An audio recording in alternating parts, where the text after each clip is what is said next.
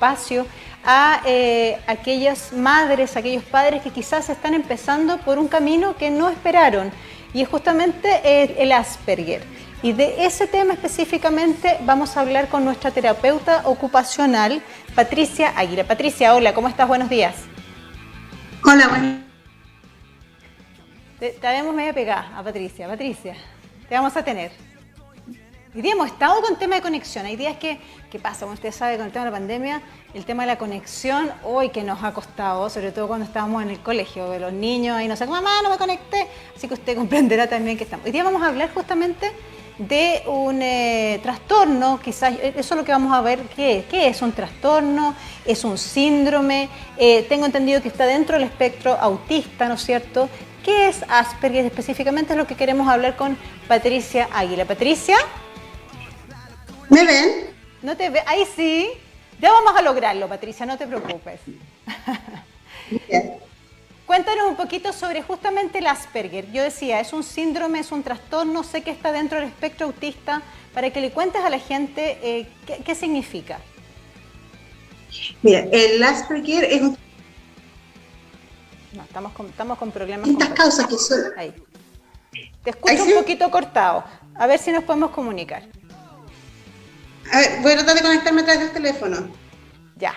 Pero ahí lo estábamos escuchando. Ahí estamos. Mientras que Patricia... ¿Ahí sí? Ahí, mira, ahí te escucho. Ahí sí.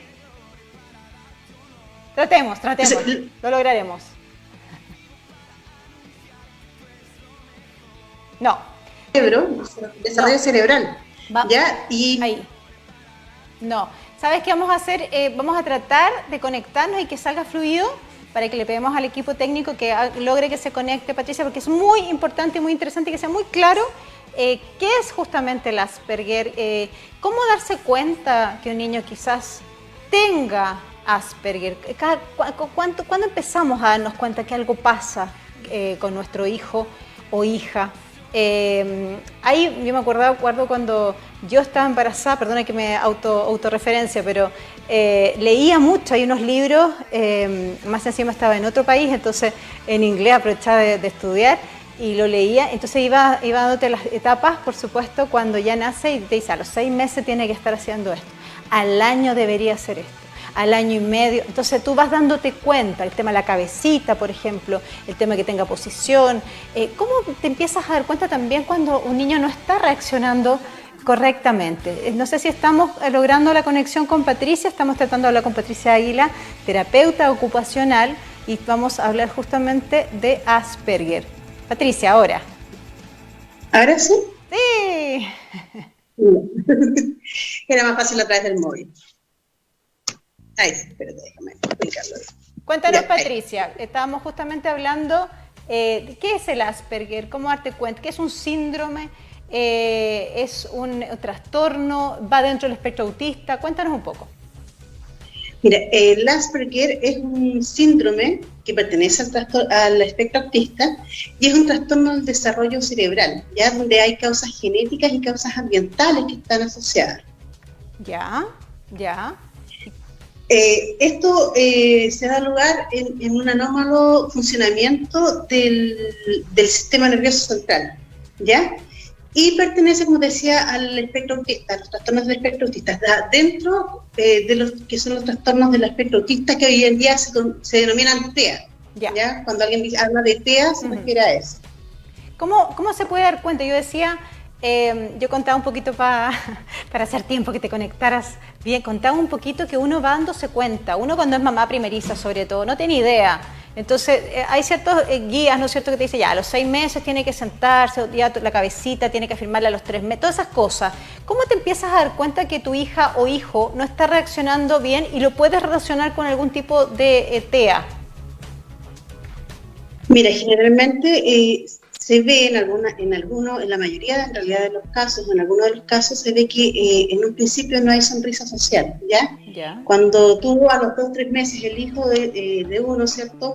Te ve, ¿cierto? Y se alegra y sonríe. muchas veces pasa que los niños que sufren de algún tipo de trastorno autista no se ríen cuando ven a la mamá, no existe esta sonrisa social, y es una de las primeras cosas que uno empieza a pesquisar de, en el fondo, algo está pasando, no solamente en los niños que tienen TEA, sino que además de otras patologías, y uno lo toma primero que nada como un primer indicador de que algo está pasando, ¿ya? Pero también Patricia, muchas veces perdón, ¿existe también la posibilidad de que este niño, por ejemplo, sí tiene sonrisa social, como dices, sí existe de estímulos que sí lo manejan, quizás no completo, quizás se ríe un ratito, que no, y realmente pueda tener igual algún tipo de síndrome o algo del espectro autista?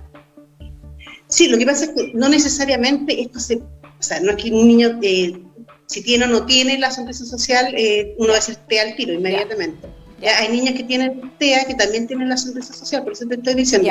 En muchos casos se pesquisa, la primera cosa que uno pesquisa, ¿cierto? Es esto, o sea, la primera cosa que uno debería fijarse, y es una de las primeras cosas que entonces el niño va desarrollando, lo que uno podría en el fondo es un indicador. Ahora, a medida que va pasando el desarrollo del niño, los niños que tienen trastornos del espectro autista, los niños TEA, los niños con Asperger, no necesariamente tienen o siguen un patrón de comportamiento, no todos es igual, cada niño es distinto, ¿ya? Porque hay Asperger de mayor funcionamiento, hay otros Asperger de menor funcionamiento, entonces también va desarrollándose cada niño dependiendo también de la estimulación que tenga, dependiendo de la complejidad o de la cantidad de genes que están involucrados, o también del desarrollo y de la estimulación que tiene, y qué tan temprano se puede pesquisar también el trastorno del espectro autista. Ahora, sí hay una serie de cosas que uno se va fijando, si por ejemplo son niños que son más torpes motrizmente, hay un retraso del desarrollo psicomotor, hay un trastorno de lo que es la comunicación, muchas veces no hablan inmediatamente, hablan un poco más lento, se empiezan a fijar en ciertos temas, tienen ciertas obsesiones por algunas cosas, también empiezan a desarrollar reacciones catastróficas cuando quieren una cosa y uno no se las da. Entonces, son cosas que uno va sumando, que se van viendo, ¿cierto? Y que uno finalmente llega entonces a la conclusión, se empieza a evaluar y finalmente se hace un examen, ¿cierto? Para poder entonces decir si este niño tiene un trastorno de espectro autista, si es un niño que tiene Asperger, y entonces se empieza a tratar como tal. ¿Ya? Pero se empiezan, en el fondo, uno a lo largo del desarrollo se va dando cuenta de estas características que van teniendo, ¿ya? Muchas veces, y hay un montón de personas que pueden tener trastorno del espectro autista y que tú no te has dado cuenta que no es, porque simplemente que nunca fue diagnosticado. Porque no ha sido nunca tratado, nunca considerado como tal. Que nunca fue diagnosticado. Una pregunta que a lo mejor la gente no comprende todavía, autismo, Asperger. ¿El Asperger está dentro de es un autismo que tiene Asperger? ¿Cómo lo denominamos? Lo que pasa es que, mira, la última clasificación, que es la del DSM-5, cierra el Asperger dentro de lo que es los trastornos del espectro autista, ¿ya? Están todos dentro de un mismo espectro, ¿ya? Tienen más o menos las mismas características. Ahora, según las clasificaciones antiguas, ¿cierto? El DSM-4, el DSM-4 revisado, el CIE-10 y otras clasificaciones que son las de las enfermedades que son de salud mental, estaba dentro de otro tipo de clasificación. Entonces, claro, ahí se hablaba de Asperger y se hablaba de autismo, como dos cosas distintas. Ahora, todo esto como tiene una serie de características que son parecidas, que son los trastornos de comunicación, los trastornos del desarrollo psicomotor, ¿cierto? Lo que es, lo que es en el fondo, hay una incomprensión muchas veces de lo que es el lenguaje secundario, el lenguaje que es no verbal, lo que es la comprensión de lo que son los sarcasmos o de las cosas que son algunos chistes, cosas así. Entonces, todo esto está englobado dentro del mismo tipo de espectro, ¿cierto? Y por eso entonces está clasificado dentro de lo mismo. Ellos entienden todo literal, eso es también importante como parte de un rasgo, que quizás un chiste no lo van a comprender, no es porque no tengan la capacidad, sino que no entienden literal, entonces les parece fome, finalmente, no hay ese sarcasmo. Exactamente, igual como los dichos, si yo le digo más vale pájaro en la mano que sin volando, no logran comprender o entender lo que uno se refiere, entonces no existe tal lectura, ¿cierto?, que es cuando uno hace como un chiste de doble sentido, o a lo mejor este otro lenguaje, ¿cierto?, que tiene otra connotación, no lo logran comprender. Ellos son mucho más directos, mucho más concretos, mucho más captan las cosas mucho más en el sentido literal. Mucho más lógicos que uno. Muchas veces. Patricia, uno también, te lo pregunto así porque vemos también muchísima gente famosa que ha reconocido, porque en un minuto quizás esto fue, a lo mejor cuando en el colegio lo ponían algún tag, algún sobrenombre, alguna cosa como el raro, o lo calificaban o lo clasificaban. Yo creo que hemos tratado de avanzar en ese aspecto, ojalá que el tema del bullying y todo desaparezca, ¿no es cierto? Pero quizás ni siquiera fueron diagnosticados, sino que posteriormente ellos entiendan el mundo de una forma distinta, incluso ellos mismos han buscado ayuda, ¿no es cierto? Y finalmente han reconocido que tienen Asperger. Y te hablo de muchísimos famosos actores de Hollywood, un tenista que tenemos, ¿no es cierto?, primer mundo, Chino Río, digo, sí, yo tengo Asperger.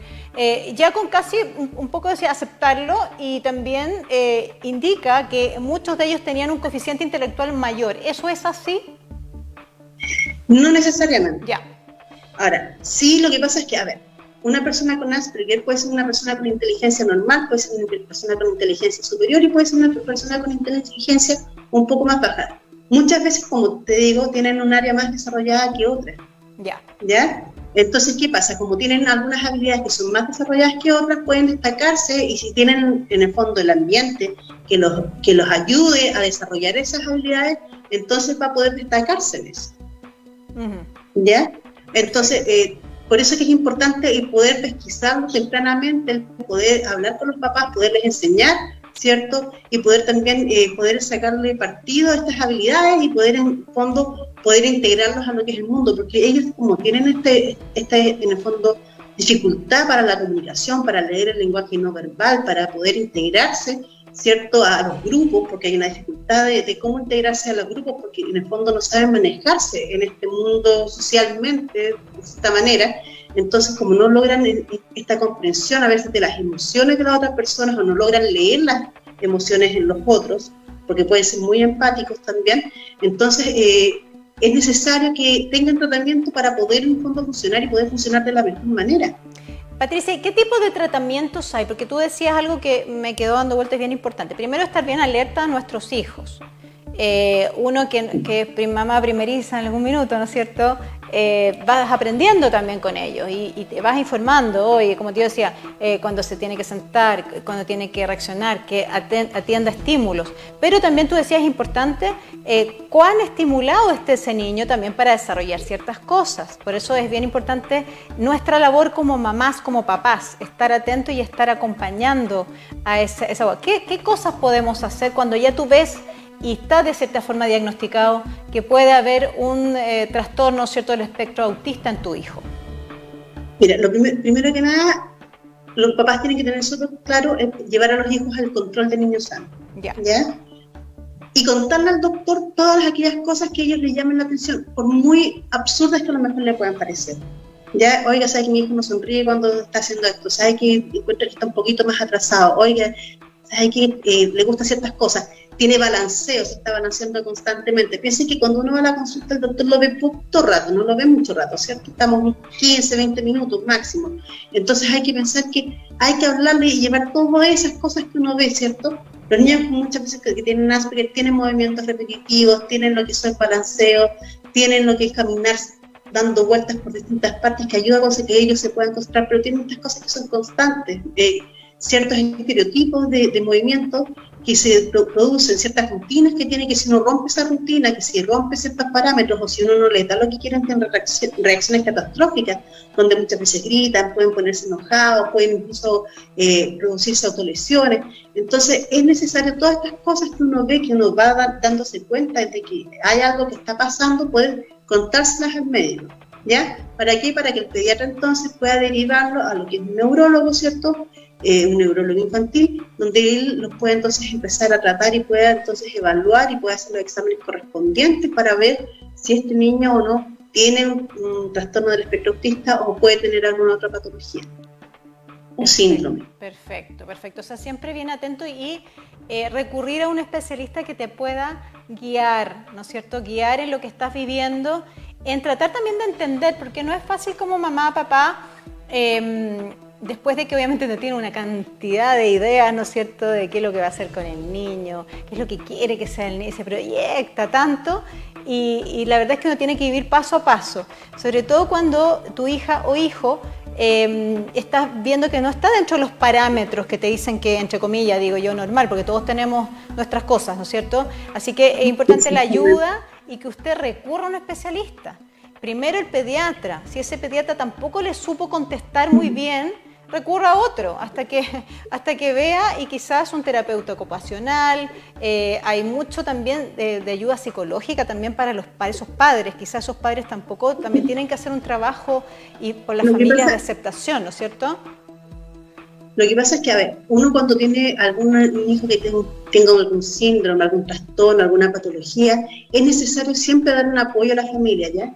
Es necesario la contención emocional, que se la puede dar el psicólogo, obviamente, también la da el terapeuta ocupacional, cuando va trabajando con ellos. Uno como terapeuta, como profesional, lo que hace generalmente es integrar a la familia, sobre todo en este tipo de trastornos, donde en el fondo hay un trastorno de la parte comunicacional, ¿cierto? Muchas veces hay un trastorno de la parte también de poder relacionarse con otro. Entonces hay que explicar a los papás que cómo tienen que hablarles, cómo tienen que dirigirse, que no tomen cuando de repente el hijo no les contesta, o cuando el hijo tiene ciertas reacciones de que no es que tenga una maña, una pataleta o algo, sino que es parte también de lo que está pasando, ¿cierto? Y poderle enseñar al papá que lo que tiene que hacer es tratar de diversificar, ¿cierto? Son estas obsesiones que hay, para que no solamente haya una cosa y que específicamente sea esa cosa, ¿cierto? Que tiene que ser una polera rayada de color azul y blanco, por ejemplo, y solamente esa polera, porque si resulta que después no pillo la polera va a tener una reacción y lo voy a sacar de lo que tiene que hacer. Entonces lo que yo puedo hacer es tratar de hacer un poco más amplia la gama de las cosas, y por eso es que es necesario el tratamiento y la ayuda de otras personas, ¿cierto? Y de los especialistas como terapeuta ocupacional, para poder entonces diversificar estas obsesiones, para poder tener una mayor gama y poder hacer entonces que sea mucho más independiente, y poder también hacer que se pueda ajustar mucho más fácil, ¿cierto?, a lo que va a ser su futuro. Perfecto. Patricia, te queremos agradecer esta mañana, muy interesante y mucho más, porque de repente podríamos ver los tips, ¿no es cierto?, cómo vernos, darnos cuenta, y como tú decías, quizás la polera es blanca con roja y no está esa polera. A mí me ha pasado muchas veces en el chat que consultan, alguien tiene este patrón, lo necesito porque mi sobrino, mi sobrina tiene un trastorno y necesita que sea ese patrón, y ese patrón ya no existe más. Entonces poco menos que lo están mandando a hacer estampar, porque se complican entero, y una cosa que tú dices insólito, porque uno no lo ha vivido, pero la verdad es que ese tipo de cosas es bien importante saber cómo manejarlas, ya no buscar el patrón, sino que tratar de que ese niño, quizás con esta terapia, dices tú, con especialistas, y con los papás también comprendiendo, quizás con un buen coach, puedan estar, ¿no es cierto?, y subsistir y seguir, ¿no es cierto?, creciendo en esta familia, ¿no es cierto?, y no al revés. No que sea un drama, sino que ojalá algo que podamos cooperar. Muchas gracias, Patricia. Patricia Águila, terapeuta ocupacional. Ahí están sus datos, van a estar en pantalla en algún minuto, si no los consultan aquí en TNE, por supuesto. Nosotros nos vamos Gracias, Patricia. Oye, nosotros vamos a ir a una pausa así chiquitita y volvemos de inmediato con más TNE contigo.